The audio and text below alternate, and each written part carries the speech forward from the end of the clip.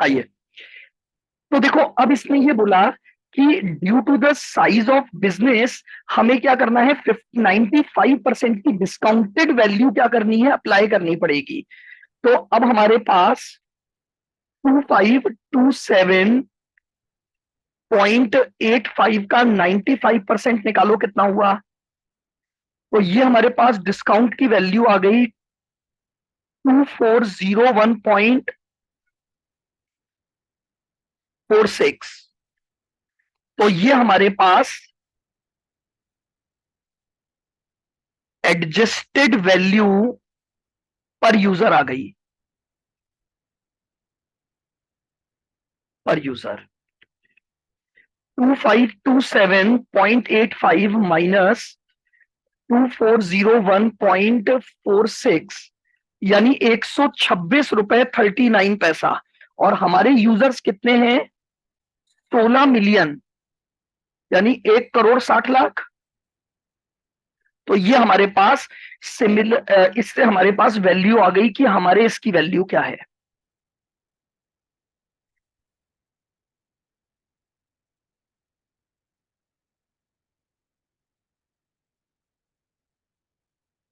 ये आ गई 202.22, 202.22,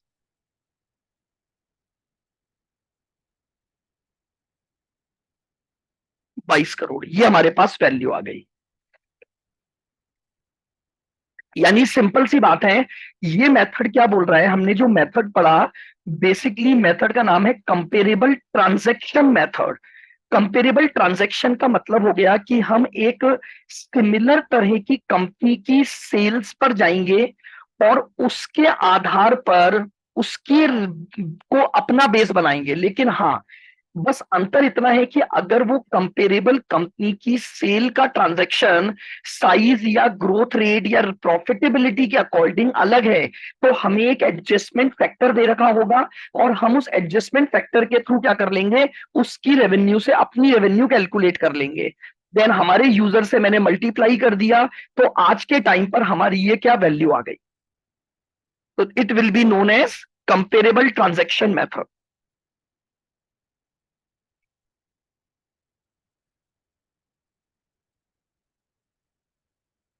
हाँ, ये लास्ट टॉपिक है जो हमारे पास,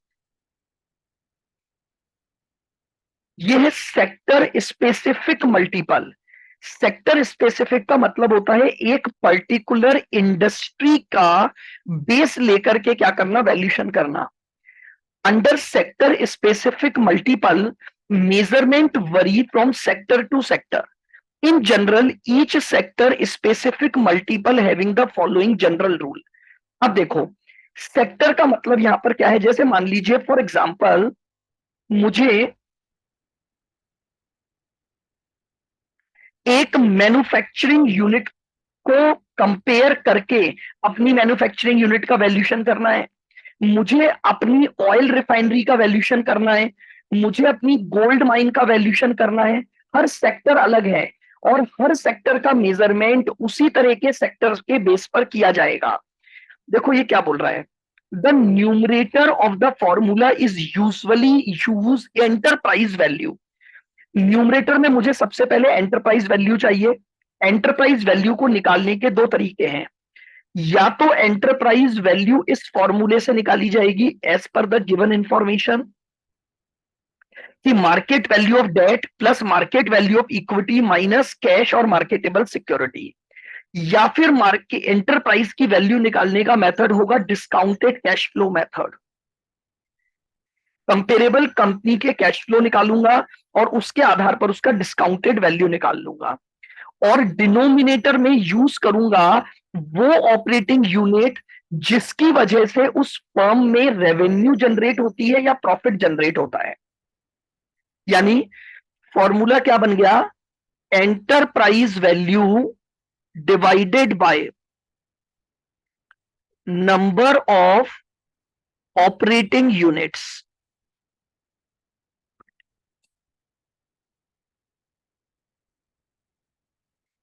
फॉर एग्जाम्पल, मान लीजिए मैंने ऑयल रिफाइनरी की बात की, तो ऑयल रिफाइनरी का वैल्यूशन करूंगा वैल्यू पर बैरल के हिसाब से। तो एंटरप्राइज वैल्यू को डिवाइड कर दूंगा number of barrels of oil से, तो मेरे पास वैल्यू पर बैरल आ जाएगी। अगर मान लीजिए मैं गोल्ड माइन की बात कर रहा हूं, तो एंटरप्राइज वैल्यू को डिवाइड करूंगा number of units of commodity से।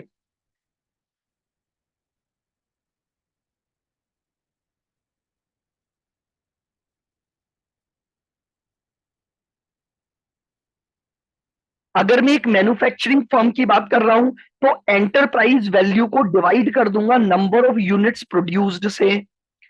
अगर मैं एक स्टील कंपनी की बात कर रहा हूं, तो एंटरप्राइज वैल्यू को डिवाइड कर दूंगा number of ton of steel से। अगर मैं एक सब्सक्रिप्शन बेस्ड फर्म जैसे cable companies, internet service providers, जहां पर जो रेवेन्यू आती है वो सब्सक्राइबर्स के थ्रू आती है, जहां पर सब्सक्राइबर्स के थ्रू आती है, तो वहां पर अगर मुझे वैल्यूशन करना है तो एंटरप्राइज वैल्यू को डिवाइड करूंगा नंबर ऑफ सब्सक्राइबर से। अगर मैंने internet portal that generate the revenue based on the visitors to the site, जैसे यूट्यूब चैनल है, तो यूट्यूब पर क्या होता है, वहां पर जो रेवेन्यू जनरेट होती है वो आपके यूट्यूब चैनल पर जितने विजिटर्स आएंगे उसके आधार पर जनरेट होगी। तो वहां पर मुझे जो वैल्यूशन करना है वो कैसे करना है, एंटरप्राइज वैल्यू को डिवाइड कर दूंगा नंबर ऑफ विजिटर्स से। यानी सेक्टर स्पेसिफिक वैल्यूशन केवल एक ही बात बोल रहा है, आप सबसे पहले सेक्टर स्पेसिफिक की एंटरप्राइज वैल्यू निकालो और उस सेक्टर की वो ऑपरेटिंग यूनिट ढूंढो जिसके द्वारा वो सेक्टर रेवेन्यू जनरेट कर पाता है। तो हम उस एंटरप्राइज वैल्यू को डिवाइड कर देंगे उस पर्टिकुलर नंबर ऑफ यूनिट से, एंड देन उससे हमारे पास क्या आ जाएगा, उसकी वैल्यू आ जाएगी। कैसे, आइए इसके लिए मैंने एक एग्जांपल इसमें डाला है। क्वेश्चन नंबर 4 देखेंगे। You are valuing GOL, an internet service provider with 1 million existing subscribers. Each subscriber is expected to remain for 3 years, and GOL is expected to generate $100 net cash flow after tax per subscriber per year. GOL has a cost of capital of 15%. Calculate the value added to the firm by the each subscriber. अब मुझे बताओ, यहां पर हम जिस company का valuation कर रहे हैं वो सब्सक्राइबर बेस्ड कंपनी है। उसने क्लियरली बता दिया सब्सक्राइबर बेस्ड कंपनी या सेक्टर का वैल्यूशन कर रहे हैं। तो फॉर्मूला क्या बनेगा, enterprise value divided by number of subscribers. Formula बनेगा enterprise value divided by number of subscribers. चलिए अब एंटरप्राइज वैल्यू निकालते हैं 3 सालों तक। अब टोटल के बजाय अगर मुझे उसने पर दिया हुआ है तो मैं डायरेक्ट भी निकाल सकता हूं। तो देखो सुनना, एंटरप्राइज वैल्यू हर एक सब्सक्राइबर पर सब्सक्राइबर हर साल $100 का कैश फ्लो जनरेट होगा। तो $100 मल्टीप्लाई बाय 3 साल का क्यूमुलेटिव पीवी फैक्टर कर दूं, 15% की रेट पर 3 साल का cumulative PV factor 1 divide by 1.15, 1, 2 और 3,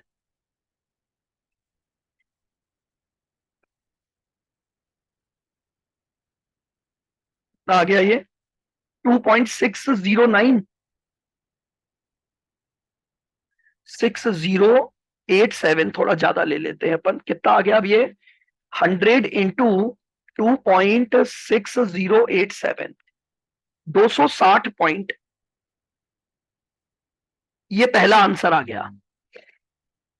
पर सब्सक्राइबर मेरी जो वैल्यू है वो 260.87 है, और अगर 1 मिलियन से मल्टीप्लाई कर दूंगा तो 1 मिलियन से मल्टीप्लाई कर दूंगा तो total value of internet provider firm आ गई। बताओ, क्लियर? आइए आगे, इसने फिर एक और बात बोली। Further more assume that GOL expect to add 1 lakh subscriber each year for the next 10 years, and that the value added by each subscriber will grow from the current level at the inflation rate of 3% every year. The cost of adding a new subscriber is $100 currently, assumed to be growing at the inflation rate. Calculate the value per subscriber after adding new subscribers. अब सुनो इसने क्या बोला।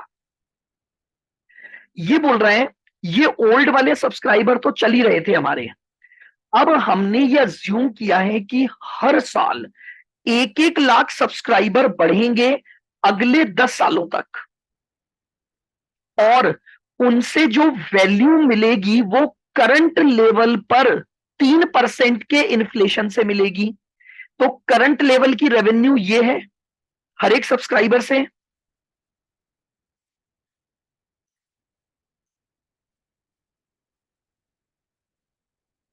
और cost अभी 100 है, और वो भी इसी इन्फ्लेशन रेट से बढ़ेगी। तो अब हमें अगले 10 सालों का वैल्यूशन करना है। तो आइए, अब मैं यहां पर वैल्यूशन के लिए पेज खोलना पड़ेगा मुझे।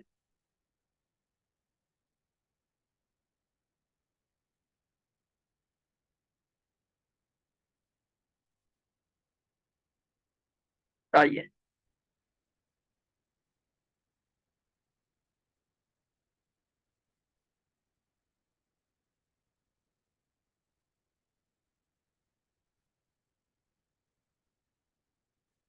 पहला column year,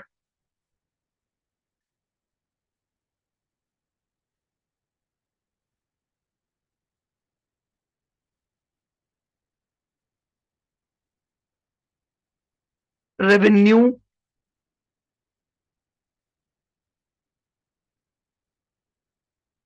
cost,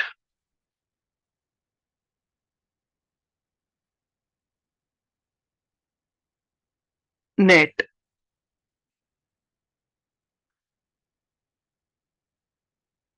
number of subscribers और वैल्यू, और वैल्यू। आइए, ईयर 1 पर रेवेन्यू कितनी मिलेगी? करंट रेवेन्यू में प्लस कर दो 3%, 268.70। कॉस्ट है 100 प्लस 3%, यानी 103 की मेरी कॉस्ट आएगी। आइए, 268.7 माइनस 103, तो मैंने नेट कमाया 165.70। मेरे इस साल में 1 लाख सब्सक्राइबर आएंगे इंटू 1 लाख, तो मेरा जो कैश फ्लो जनरेट होगा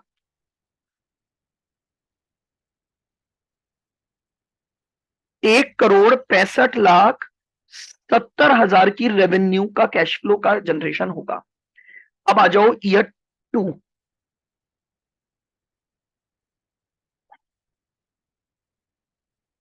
268.7 प्लस 3%, 276.76। 103 में 3% जोड़ दो, 106.09। नेट निकालो, 276.76 minus 106.09, 170.67। Again 1 lakh subscriber, 1 lakh ही बोला था ना?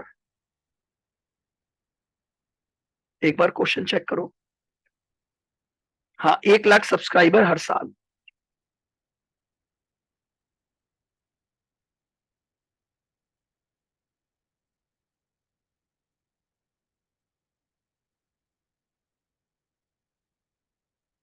रेवेन्यू आ गई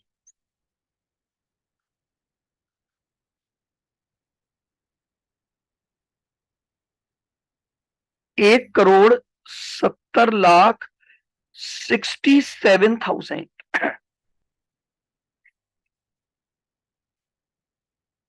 तीसरे साल, और इसी के आगे फिर मैं अगर वैल्यू और भी कर दूं तो पीवी फैक्टर और पीवी भी निकलेगा। ऐसा पूरे 10 सालों तक बनाओ।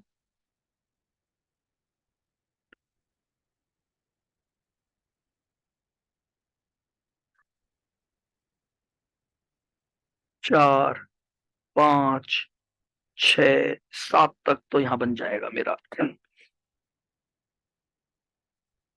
276.76 प्लस 3%, 285.06 +3%, पहले मैं यही निकाल देता हूं। 293.61 +3%, 302.42 +3%, 311.50 +3%, 320.84, ऐसे ही पूरा बनाओ आप चार्ट 10 सालों तक, और 10 सालों की पूरी पीवी का टोटल निकालो।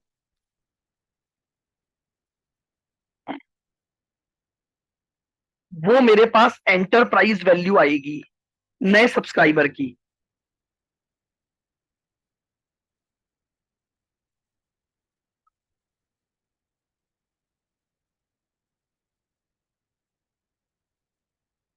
$109.27 +3%, तो 112.5593।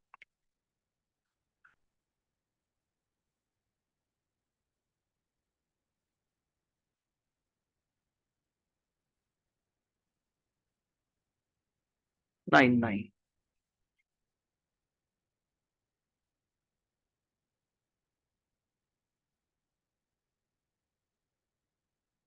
8 और 10।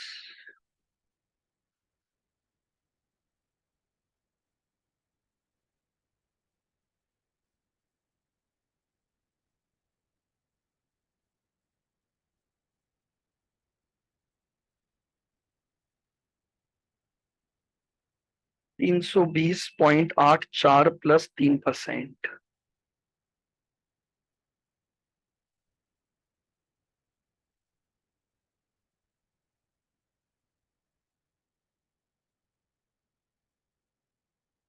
340.38।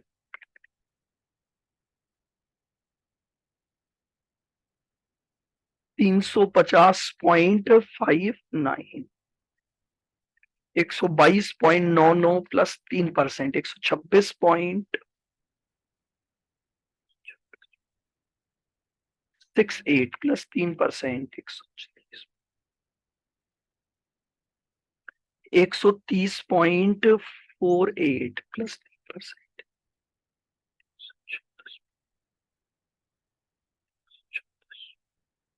39। 285.06 -109.27, 175.79, 1 लाख। 293.61 -112.55, 181.06, 1 लाख। 302.42 -115.93, 186.49। ये लीजिए, 311.50 119.41, 192.09 into 1 lakh, 320.84 minus 122.99, 197.85 into 1 lakh, 330.47 minus 126.68,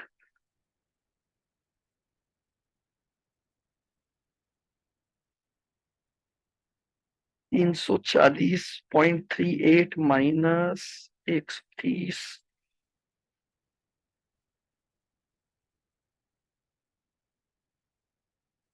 209.90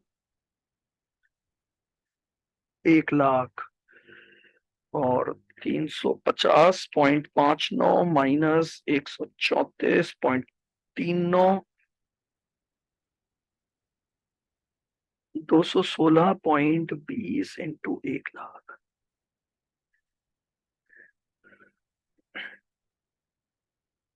175.79 into 1 lakh,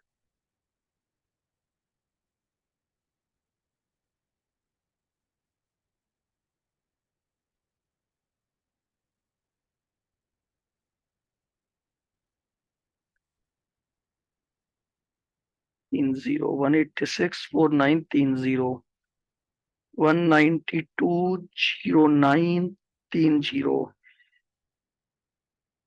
197.8500,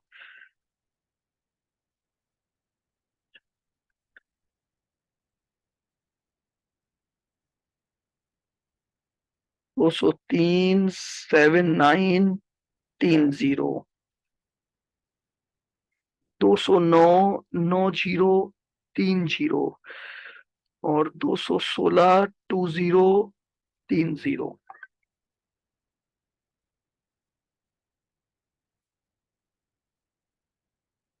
ठीक है, अब इसकी पीवी निकाल दो। कॉस्ट ऑफ कैपिटल 15% थी, 1 divide by 1.15, 0.870, PV factor calculate.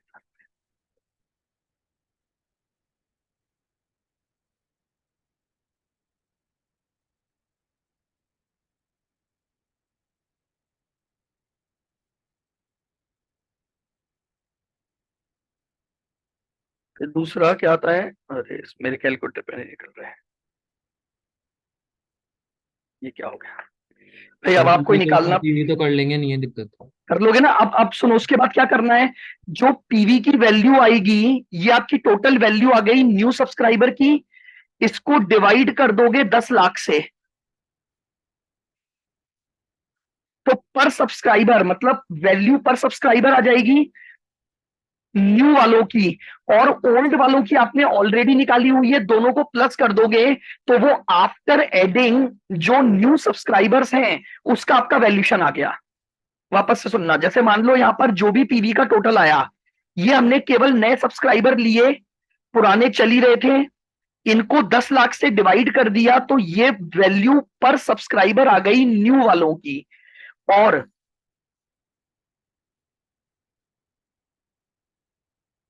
Old वालों का आपने ऑलरेडी निकाला हुआ है यहां पर, तो ओल्ड वाला प्लस ये न्यू वाला ऐड कर दो, तो ये आपके पास वैल्यू पर सब्सक्राइबर आ गई आफ्टर एडिंग न्यू सब्सक्राइबर। बोलो, क्लियर है? ठीक है ना, ये मतलब एक्चुअली में वहां से लिया है, सीआईएमए का क्वेश्चन है ये। आपके मॉड्यूल में इस टॉपिक का कोई क्वेश्चन नहीं था, तो मैंने एक उस पर्पज से ले लिया।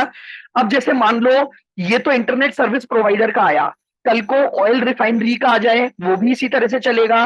अगर कल को कोई गोल्ड माइनिंग का आ जाए, तो करना कुछ भी नहीं है, सबसे पहले एंटरप्राइज वैल्यू निकालनी है दो में से गिवन तरीके से। एंटरप्राइज वैल्यू या तो इस फॉर्मूले से निकलेगी या डिस्काउंटेड कैश फ्लो टेक्निक से निकलेगी। और एंटरप्राइज वैल्यू को डिवाइड कर देना है उसकी उन नंबर ऑफ यूनिट से जिसके द्वारा आपकी रेवेन्यू जनरेट होती है। या मैंने कुछ और क्वेश्चंस भी इसमें दिए हैं आपको, देखिएगा। क्वेश्चन नंबर 8 देखना।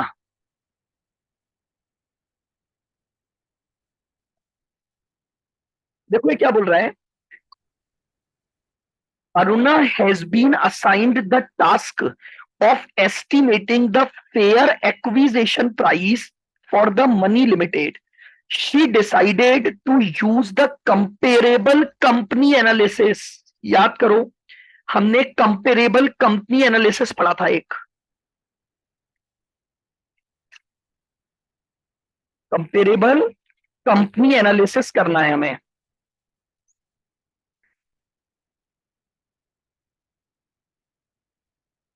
ठीक है। अब आपने 3 कंपेरेबल कंपनियों को देखा, उनकी आपको प्राइस दे रखी है, यानी एमपीएस और ईपीएस। बताओ कंपेरेबल कंपनी का कौन सा मेथड लगेगा?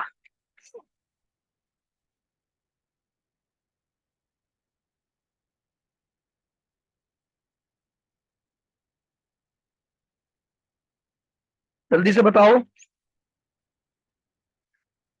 कंपेरेबल कंपनी के 3 मेथड मैंने आपको बताए थे, पीई लेवरेज पी। मल्टीपल। तो अगर मुझे एमपीएस और ईपीएस दे रखी है तो कंपेरेबल पी का मेथड लगेगा, पी मल्टीपल का। आइए फटाफट से स्टेप नंबर 1, पी मल्टीपल की स्टेप 1 क्या थी आपकी, बताओ। हमारी पहली स्टेप है, आओ मैं आपको दिखाता भी वापस चलता हूं। MPS step divide. स्टेप 1 ये रहा, देखो। अगर कंपेरेबल कंपनीज मल्टीपल मेथड पर जाते हो तो 3 मेथड है, P multiple, price oblique sales ratio और ईवी ऑब्लिक ईबीडीआईटी। सबसे पहले जो भी कंपेरेबल कंपनियां आपको दी गई है सबका पी रेशो निकालो। चलिए जल्दी से अपन तीनों कंपनियों का पी रेशो निकाल देते हैं पहले। तो एमपीएस डिवाइड बाय ईपीएस, यानी 240 डिवाइडेड बाय 14.5। सर मॉड्यूल में क्या क्वेश्चन? हाँ ये मॉड्यूल में है, मॉड्यूल में है, ये आपके स्टडी नोट नंबर 9 में। एक्चुअली में इन्होंने इस मेथड के क्वेश्चन अलग अलग बिखरे हुए दिए, अपन ने जो पढ़ा था। स्टडी नोट नंबर 9 के मैं पेज नंबर बताता हूं आपको, 1 मिनट रुकना आप।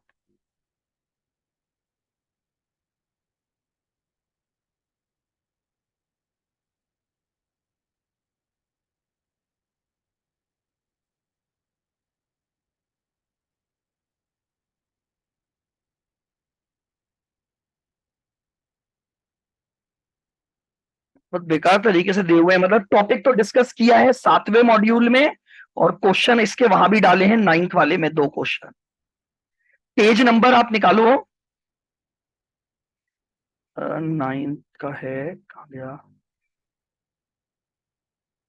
160 500। सर 511 पे। 511 पे क्या, 1 मिनट, 501, हाँ जी 511 पर, ठीक है। तो अब सबसे पहले अपन हर कंपेरेबल कंपनी का क्या निकाल लेंगे, पीई रेशो निकाल लो। पी रेशो कैसे निकालोगे, एमपीएस डिवाइड बाय ईपीएस। अब इसका निकालो, 150 डिवाइड बाय 9.57, तो ये आ जाएगा 15.67, और फिर 300 डिवाइड बाय 19, ये आ गया 15.79। स्टेप 2 क्या होती है हमारी, जो कंपेरेबल कंपनियों के पी रेशो निकाले हैं, चूंकि ये कंपेरेबल कंपनियां एक से ज्यादा है तो इसका एवरेज निकालना पड़ेगा। तो इसका एवरेज पी रेशो निकाल लो, plus plus divide by 3, 16.55 plus 15.67 plus 15.79 divide by 3, 16 आ गया। तो अब मुझे प्राइस निकालनी है, तो प्राइस कैसे निकालूंगा?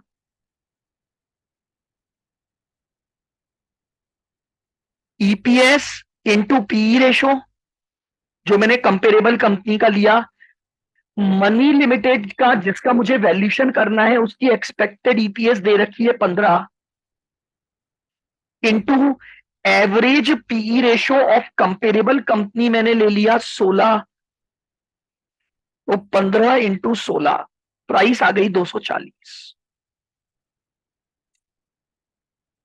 अब इसने एक क्वेश्चन और पूछा है, डील प्राइस बताओ that should be offered for the acquisition. अब मार्केट प्राइस तो ये आ गई। नॉर्मली तो हम क्या करते हैं, जितनी मार्केट प्राइस आई वही प्राइस हम पे करेंगे इस कंपनी को परचेज करने के लिए, लेकिन उसके रेस्पेक्ट में फिर एक डेटा दिया है। She has also gathered the following information relating to the recent acquisition of company that are like Money Limited. हमने 3 अलग अलग कंपनियों को भी टेक ओवर किया जो कि कंपेरेबल टू मनी लिमिटेड थी, लेकिन यहां पर क्या हुआ, हमने मार्केट प्राइस इतनी थी तो इतना पे किया, मार्केट प्राइस इतनी थी तो इतना पे किया, मार्केट प्राइस इतनी थी तो इतना पे किया। यानी हमने हर बार मार्केट प्राइस के ऊपर जाकर डील प्राइस डिसाइड की हुई है। इसका मतलब यह हो गया, हमने जब कंपेरेबल कंपनियों को एक्विजिशन की प्राइसेस को रीड किया तो हमें एक बात पता लगी कि मार्केट प्राइस के ऊपर कुछ प्रीमियम दिया जाता है। मार्केट प्राइस के ऊपर क्या दिया जा रहा है? प्रीमियम दिया जा रहा है। चलिए पहले हम उस प्रीमियम को निकाल लेते हैं। कंपनी पी में कितना प्रीमियम दिया जा रहा है? 117 माइनस 92.45 डिवाइड बाय 92.45 इंटू 100।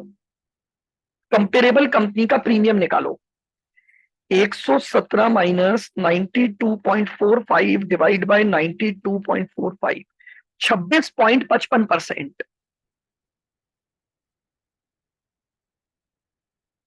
दूसरी कंपेरेबल कंपनी का निकालो। 425 माइनस 357.5 डिवाइड बाय 357.5 इंटू 100, इसका प्रीमियम निकाल लो। 425 माइनस 357.5 डिवाइड बाय 357.5%, 18.88%।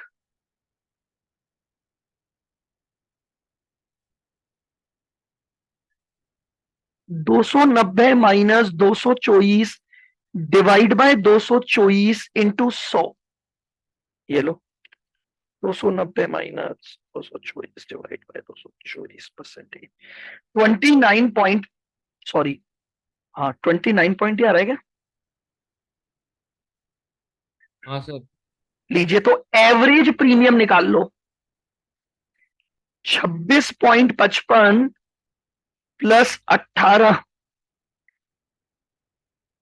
कंपेरेबल कंपनियों के प्रीमियम का भी मुझे एवरेज लेना पड़ेगा, तो एवरेज प्रीमियम निकाल लेंगे।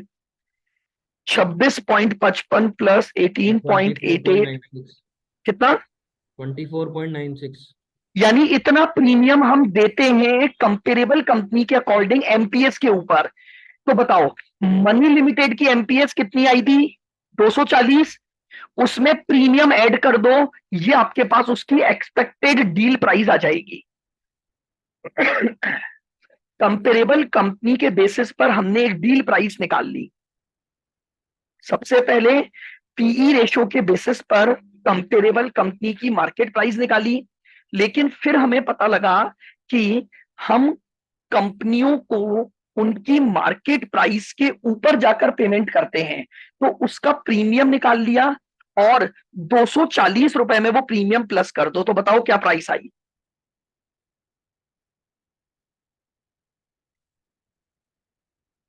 300 आ रही है सर। 300 आ रही है, तो बस हमारी जो डील प्राइस है वो हो गई 300 रुपए।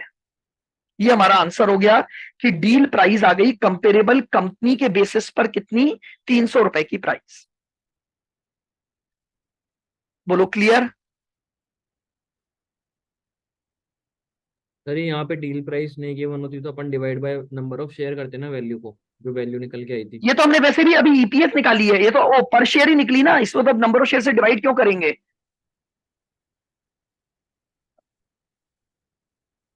ये तो खुद ही पर शेयर की प्राइस आ गई ना, अगर टोटल निकालोगे तो नंबर ऑफ शेयर से करोगे डिवाइड।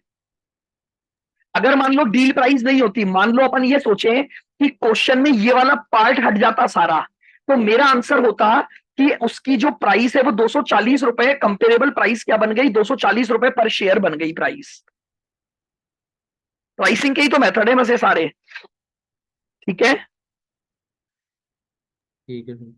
अब उसने क्या किया, प्राइस के ऊपर फिर डील प्राइस दे दी, फिर कंपेरेबल कंपनी का डेटा दे दिया। तो मैंने ये देख लिया कि ऑन एन एवरेज में हर कंपेरेबल कंपनी में कितना प्रीमियम दे रहा हूं, और एवरेज निकालकर वही एवरेज प्रीमियम मैंने यहां पर अप्लाई कर दिया। ये एक क्वेश्चन और है हमारे पास 9th। अब देखो अगेन वापस वही point, Yasmin has been assigned to evaluate the acquisition price of HBR Limited। हम एक कंपनी को एक्वायर करना चाहते हैं HBR लिमिटेड को। अब HBR का डेटा दिया हुआ है, उसकी प्राइस पर शेयर 11 रुपए, 50 मिलियन शेयर्स हैं, डेट की वैल्यू 500 है, उसकी रेवेन्यू जो दी हुई है वो 700 मिलियन है, EBITDA दिया हुआ है और EPS दिया हुआ है। Yasmin has assessed some recent comparable transaction। Comparable transaction ढूंढे हैं हमने अलग अलग कंपनियों के। क्या समझना, जब ए कंपनी ने पी को टारगेट किया, मतलब खरीदा, तो ये सारा वैल्यू दे रखी है आपको। बी ने क्यू को टारगेट मतलब करीब परचेस किया था, तो ये सारा डेटा दे रखा है। इस तरह से आपको 5 एक्वायरर और 5 टारगेट कंपनियां दी हुई है, और हमारी एक्वायरर ये है और टारगेट ये है। बताओ, अगर मुझे अब ये क्या पूछ रहा है, you are required to assess the acquisition price and the premium against the current market price using the average values. जितनी जितनी एवरेज वैल्यूज निकाल सकते हो कंपेरेबल की, सबके आधार पर पहले तो प्रीमियम निकालो और फिर उस प्रीमियम को बताओ। सॉरी, पहले एक्विजिशन प्राइस निकालो फिर प्रीमियम। बताओ मेरे पास कौन कौन से ट्रांजैक्शन है जिनका मैं एवरेज ले सकता हूं। 1 रेशो, 2 रेशो और 3 अलग अलग रेशो है मेरे पास।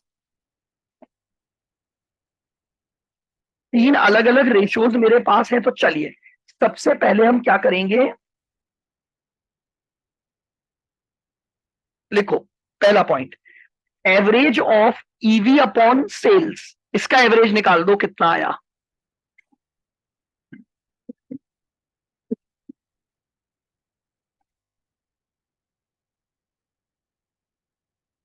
पांचों कंपेरेबल कंपनी का रेशो जोड़ो और इसका एवरेज निकालो कितना आया।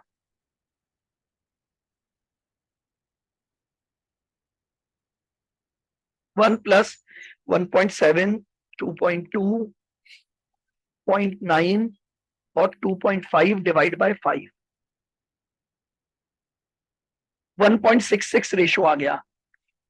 अब इधर आ जाओ, 9 plus 12 plus 14.5 plus 8.5 plus 11 divide by 5, इसका एवरेज रेशो 11 आ गया। 17 plus 15 plus 20 plus 14 plus 22 divide by 5,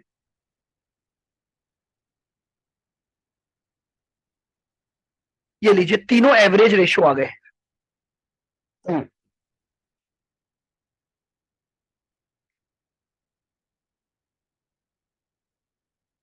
बोलो यहां तक क्लियर। अब बस तीनों के आधार पर पहले मुझे क्या निकालनी है, प्राइस निकालनी है, फिर करंट प्राइस से कंपेयर करके प्रीमियम ले लूंगा। तो मैं उधर बोर्ड पे चलता हूं ताकि वहां पे चार्ट बना दूंगा मैं।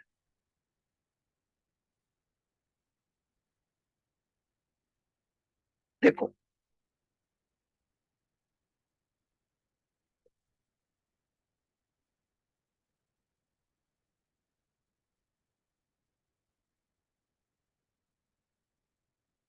पर्टिकुलर, एक तो है हमारा बेसिस सेल्स का, क्योंकि सेल्स पर बेस्ड रेशो था। एक रेशो निकाला था आपने EBITDA का, और एक हमें EPS दे रखी है, EPS।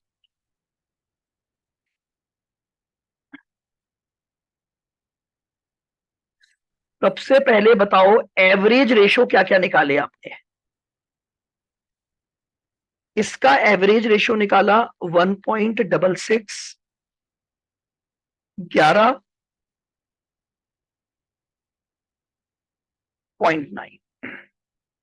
नहीं सॉरी,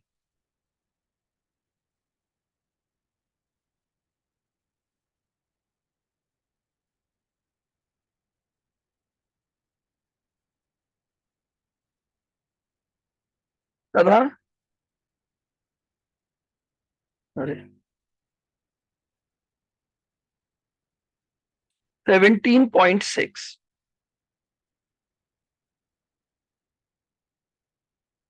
बेसिस। अगर ये सेल्स पर बेसिस था तो मैं जिस कंपनी HBR को टेक ओवर करना चाहता हूं उसकी सेल्स थी 700। अगर मैं इस आधार पर प्राइसिंग करना चाहता हूं तो इसका बेस था 125, और अगला क्या दे रखा है, EPS का बेस था 0.9। अब अगर एवरेज को बेसिस से मल्टीप्लाई करूंगा तो ये आ जाएगी value of firm.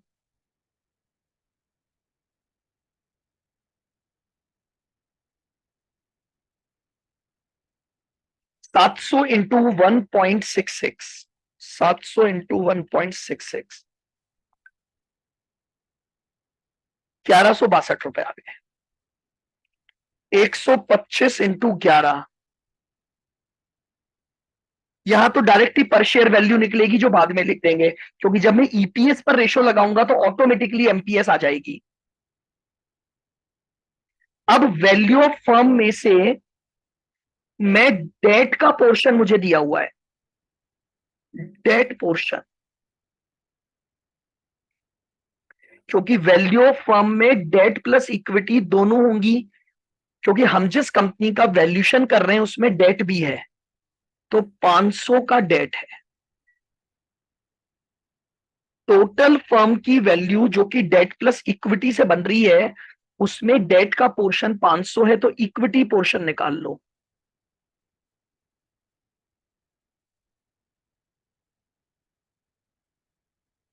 Equity portion कितना,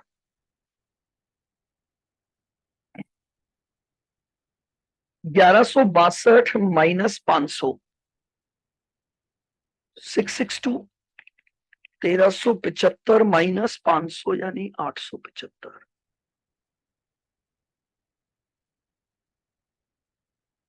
number of shares 50, 50। MPS 662 divide by 50, 13.24। 875 divide by 50, 17.5, और 17.6 इंटू 0.9, 15.84। ये लीजिए, ये आपके पास सारी प्राइस आ गई। अब इसने पूछा है प्रीमियम निकाल के बताओ ओवर द करंट प्राइस। आइए मैं यहां निकाल देता हूं।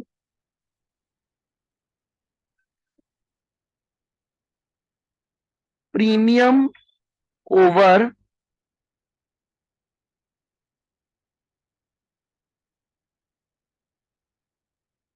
करंट प्राइस,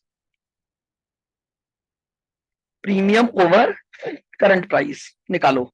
जब हम पहले बेसिस पर करेंगे, सेल्स के बेसिस पर, 13.24 की प्राइस आई 11 के ऊपर डिवाइड बाय 11 मल्टीप्लाई बाय 100, बताओ कितने प्रीमियम पर हम चल रहे हैं? 13.24 माइनस 11 डिवाइड बाय 11%।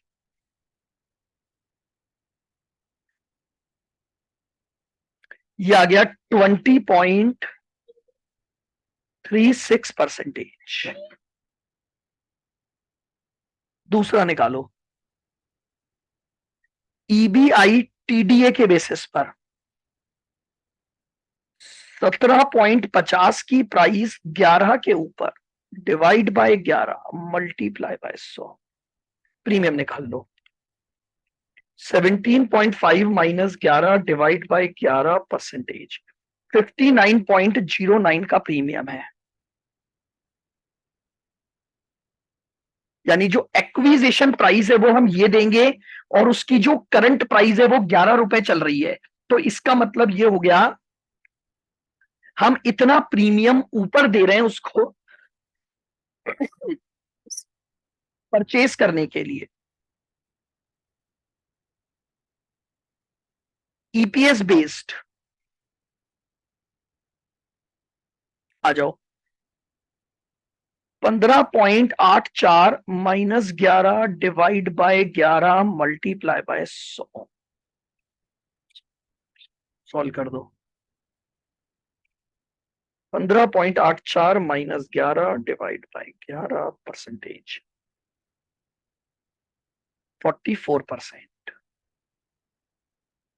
ये आपका आंसर आ गया कि अगर हम इस कंपनी को परचेस करना चाह रहे हैं तो इस बेसिस पर, कंपेरेबल कंपनी के बेसिस पर ये एक्विजिशन प्राइस बनेगी, और इस पर्टिकुलर एक्विजिशन प्राइस का अगर मैं करंट प्राइस से कंपैरिजन कर रहा हूं तो ये मेरा प्रीमियम का अमाउंट आ रहा है।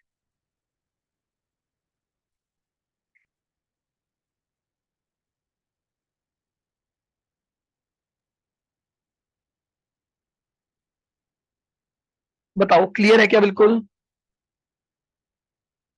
सर ये थोड़ा कम समझ में आया। कम आया? मुझे एक बात बताओ, चलो इसको अपन ऐसे नहीं, अब दूसरे तरीके से समझते हैं अपन। देखो ऐसे समझो, ये कंपनी है ए लिमिटेड, ठीक है,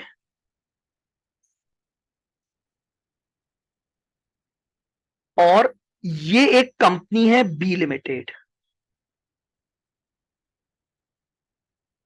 इसकी करंट मार्केट प्राइस दी हुई है, करंट एमपीएस 20 रुपए, ठीक है। अब समझो ये जो ए लिमिटेड है ना, ये इस बी लिमिटेड को एक्वायर करना चाहती है, तो ये तो एक्वायरर बन गया,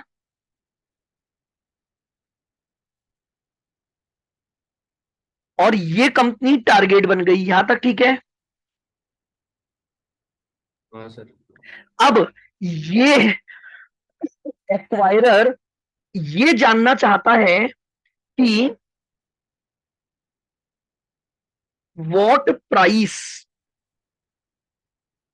पर शेयर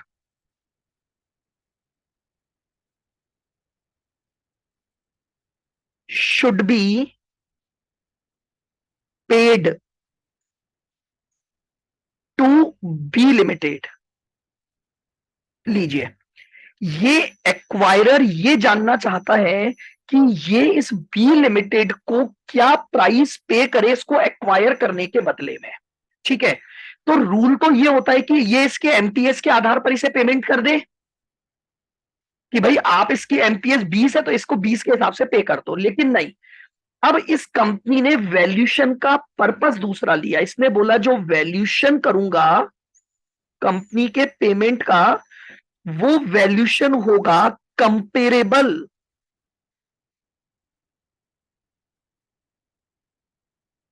ट्रांजैक्शन मेथड से।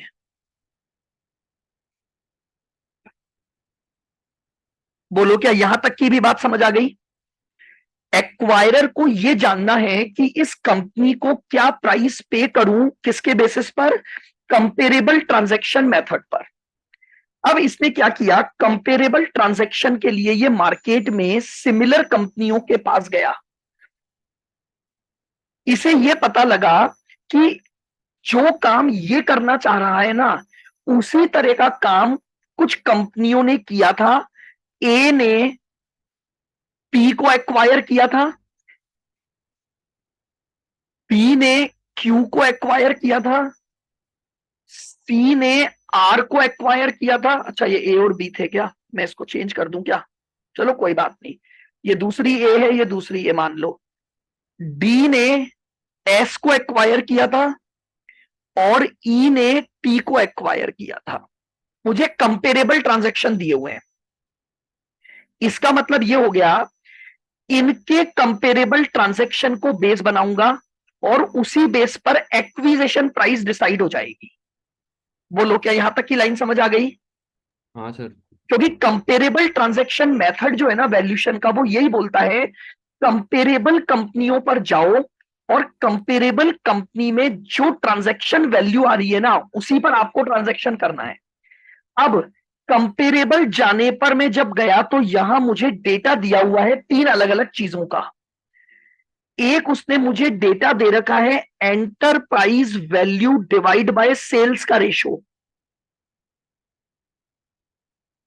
एक उसने मुझे दे रखा है एंटरप्राइज वैल्यू डिवाइड बाय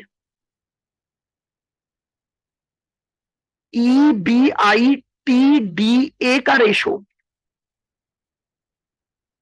और एक दे रखा है मुझे उसने इक्विटी डिवाइड बाय PE, यानी EPS। आप जानते हो इक्विटी की मार्केट प्राइस को अगर पीई से डिवाइड करोगे तो वो ईपीएस बन जाता है, तो ईपीएस का बेसिस। नाउ रूल नंबर 1, अगर सभी कंपनियों के, सभी कंपेरेबल कंपनियों के ये रेशो दे रखे हैं, तो मुझे सबसे पहले इसका एवरेज रेशो निकालना पड़ता है। इसका भी एवरेज रेशो निकालना पड़ेगा और इसका भी मुझे एवरेज रेशो निकालना पड़ेगा। क्या ये बात क्लियर है? बिल्कुल, हम ये ऑलरेडी पढ़ चुके हैं। अगर comparable transaction more than one है तो मोर देन वन में मुझे क्या करना पड़ेगा? एवरेज निकालना पड़ेगा। अब मैंने क्या किया, ईवी ऑब्लिक सेल्स का रेशो निकाला। बताओ ईवी ऑब्लिक सेल्स का रेशो कितना आया था अपना? 1.66। 1.66। इसका मतलब ये हो गया 1.66 के आधार पर अब मैं ईवी की वैल्यू निकाल सकता हूं। इस कंपनी की वैल्यू निकालनी है मुझे पहले। तो मैंने कहा कि कैसे निकालूंगा, समझना।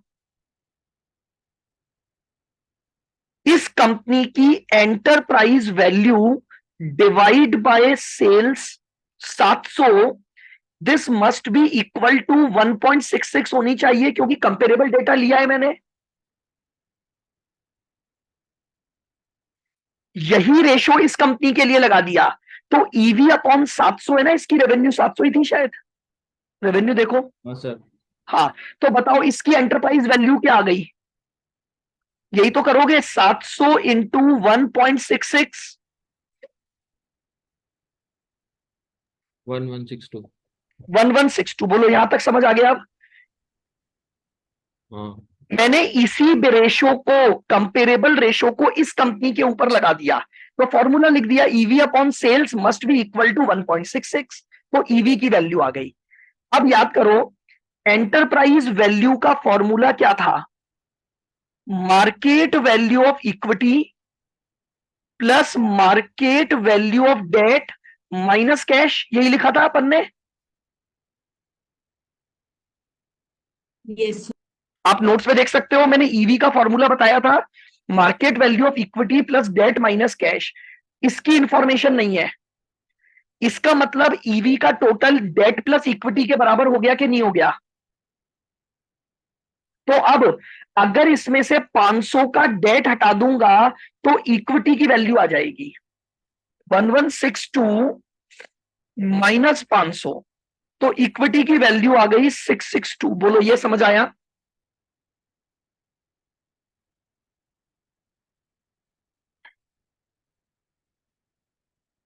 आया क्या समझ में सर्वेश? हाँ सर।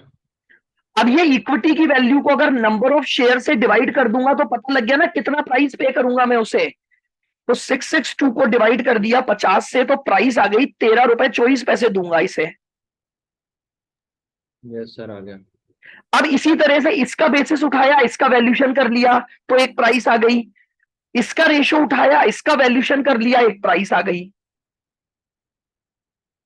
बस उस प्राइस का करंट मार्केट प्राइस पर इसने पूछा था प्रीमियम निकालकर बताओ, तो हमने उसका प्रीमियम निकाल दिया। ये था आपका पूरा टॉपिक। कंपेरेबल मल्टीपल या कंपेरेबल ट्रांजैक्शन या कंपेरेबल कंपनीज का मेथड था।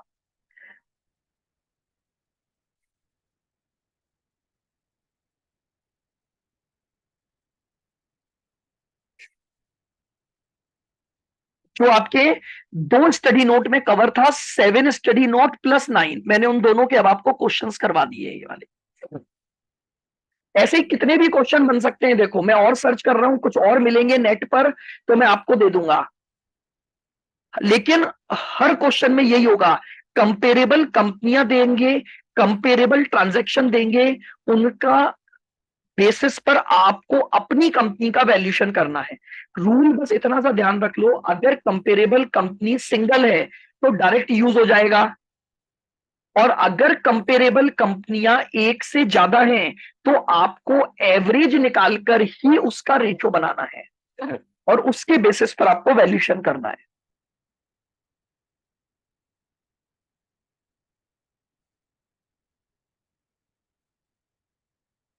बोलो क्लियर है क्या? हाँ सर। ये था आपका स्टडी नोट 7 और 9 में जो भी प्रैक्टिकल पार्ट जुड़ा था। यानी बेसिकली ये नए मेथड इन्होंने जोड़ दिए कंपेरेबल ट्रांजैक्शन मेथड के, और बाकी सारे मेथड वही के वही हैं आपके, FCFF method, FCFE method, discounted cash flow method, जो आपके वैल्यूशन ऑफ बिजनेस और वैल्यूशन ऑफ शेयर्स से रिलेटेड है।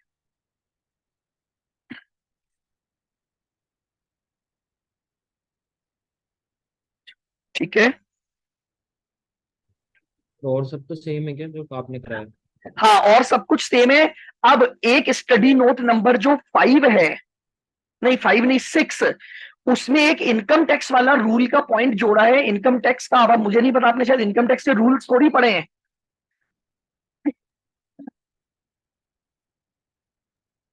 नहीं सर। एक मिनट रुको, मैं बता।